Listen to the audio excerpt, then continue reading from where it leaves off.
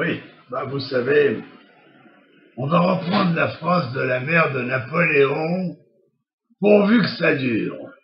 Pourvu que ça dure longtemps, cet esprit de reconnaissance. En réalité, il faut dire les choses telles qu'elles sont.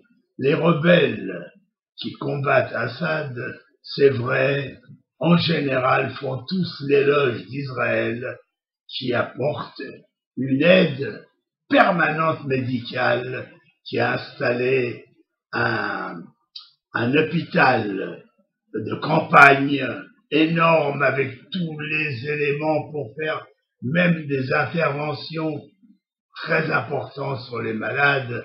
Enfin, on soigne les malades, on est le gardien de l'humanité, c'est quelque chose d'extraordinaire.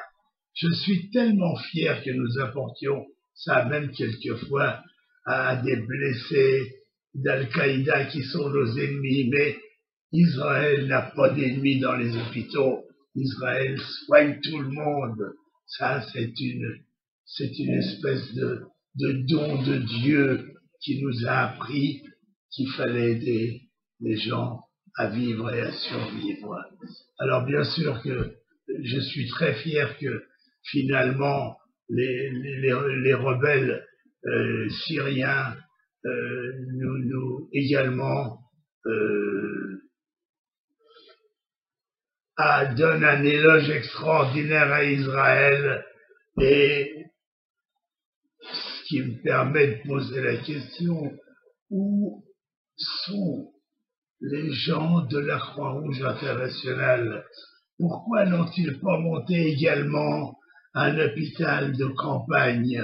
Pourquoi ne viennent-ils pas également sauver des vies, alors que les blessés dans toute cette région, quand ils ne sont pas pris en main, meurent immédiatement? Pourquoi est-ce que la Croix-Rouge internationale est absente des combats, alors que c'est sa vocation d'aider les malheureux à survivre? Voilà. En fait, on fait le travail un peu de tout le monde. Et finalement, vous savez, je veux vous dire, ça nous apporte que des satisfactions d'aider les gens à survivre. Et ça ne s'arrête pas là.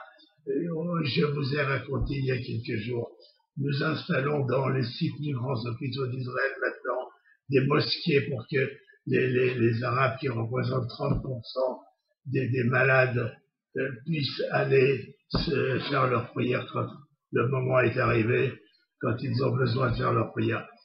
Cette espèce de pensée permanente des Israéliens, cette pensée permanente vers tout le monde, y compris vers ses propres ennemis. Regardez, nous avons monté des instituts énormes qui ressemblent quelque part à toutes ces organisations de l'abbé Pierre et d'Emmaüs.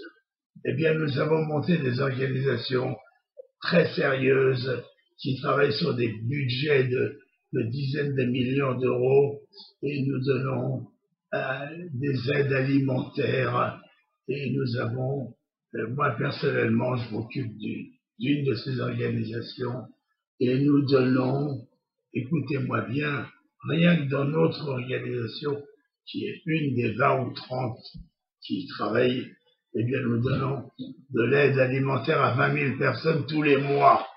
C'est quelque chose d'énorme, de l'aide alimentaire gratuite. Et nous avons 30 à 40% d'Arabes qui viennent chez nous. Et chez nous, il n'y a pas d'Arabes ou de Juifs. On aide tout le monde à survivre et à manger. Voilà.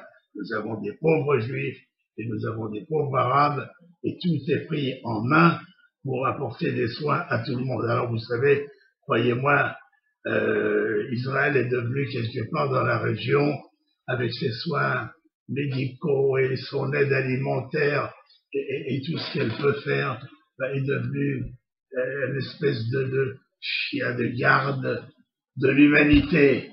Et moi j'en suis très fier. J'espère que vous qui m'écoutez êtes fiers aussi que cela existe, qu'on soit juif ou pas, qu'un peuple s'inquiète tellement de la vie des autres.